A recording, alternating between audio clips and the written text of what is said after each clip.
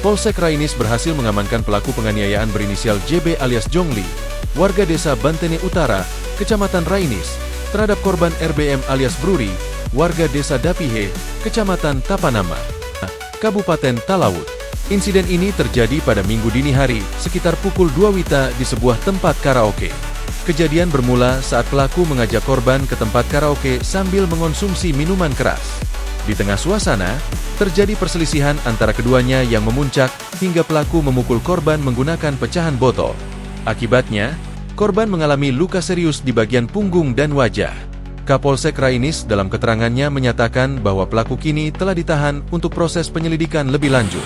Pada hari Minggu sekitar jam 2 dini hari telah terjadi tindak pidana penganiayaan di desa Dapihe, Kecamatan Tapanama, di mana awalnya korban sedang duduk bersama temannya di salah satu rumah temannya, kemudian datang pelaku mengajak untuk bersama-sama berkaraoke di salah satu tempat ada di Jalan Tapak yang ada di desa Tapanama.